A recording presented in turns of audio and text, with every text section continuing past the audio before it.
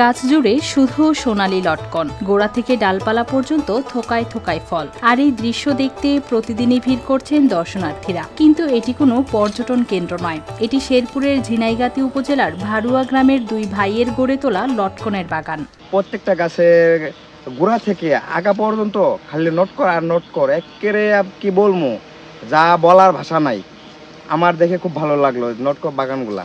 2007 সালে নরসিংদীর একটি বাগান দেখে অনুপ্রাণিত হন হামিদুল্লাহ ও তার বড় ভাই আলালউদ্দিন। পরে নিজেদের জমিতে শুরু করেন লটকন চাষ। চারা লাগানোর 3 বছর পর ফলন আসে। হামিদুল্লাহর 51টি গাছ থেকে ইতিমধ্যে বিক্রি হয়েছে প্রায় 2 লাখ টাকার লটকন। নতুন বাগানের 71টি গাছ থেকে আরও প্রায় 1 লাখ টাকার ফল বিক্রির আশা করছেন তিনি। এবার আমি এই 35%, এখানে 50টা গাছ আছে, এটা আমি বিক্রি করলাম 1,90,000 টাকা। আর ওই পাশে যে আমার আরও 60-70টা গাছ আছে, ওটা আমি বিক্রি করি নাই, এই খুচরা পাইকারদের কাছে বিক্রি করি, বাজারে নেই।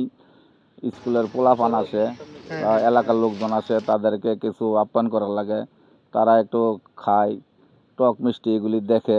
অন্যদিকে আলালউদ্দিন 40% জমির বাগান থেকে বিক্রি করেছেন প্রায় 1.5 লাখ টাকার লটকন।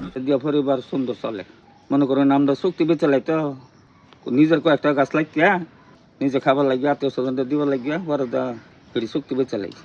এখন এই বাগান শুধু ফলের জন্য নয়, দর্শনার্থীদের কাছেও পরিচিত। প্রতিদিন পরিবার, শিক্ষার্থী ও প্রকৃতিপ্রেমীরা এখানে আসছেন। অনেকেই ছবি তুলছেন, আবার অনেকেই গাছ থেকেই স্বাদ নিচ্ছেন লটকনের। বেশ কয়েকদিন যাবত আমরা দেখতে পাচ্ছি ফেসবুকে বা বিভিন্ন মাধ্যমে এই লটকন বাগানের ভিডিওটা অনেক ভাইরাল। তো সেই সুবাদে আমরা আজকে আসছিলাম এই জায়গায় ভিডিও করার জন্য। এসে দেখে আমার মনটাই ভরে গেল যে গাছে গাছে এত লটকন, আর মাটি থেকে পাতা পর্যন্ত কি পরিমাণ লটকন, এটা বলে বোঝানো আপনারা দেখতেই পাচ্ছেন। উপজেলার কৃষি কর্মকর্তা বলেন, ঝিনাইগাতির মাটি ও আবহাওয়া লটকন চাষের জন্য উপযোগী। তাই নতুন কৃষকদের এই চাষে উৎসাহ ও কারিগরি সহায়তা দেওয়া হচ্ছে। এই আংশিক ছায়াযুক্ত স্থানেও লটকন চাষ করা যায় এবং অন্যান্য ফসলের সাথে সাথী ফসল হিসাবে লটকন চাষ করা যায়। আমাদের ঝিনাইগাতি উপজেলা এই লটকন চাষের সম্প্রসারণ করার জন্য আমরা উপজেলা কৃষি সম্প্রসারণ অধিদপ্তর প্রতিনিয়তই কাজ করে যাচ্ছি এবং কৃষকদেরকে বিভিন্ন প্রযুক্তিগত সহায়তা দিয়ে যাচ্ছি।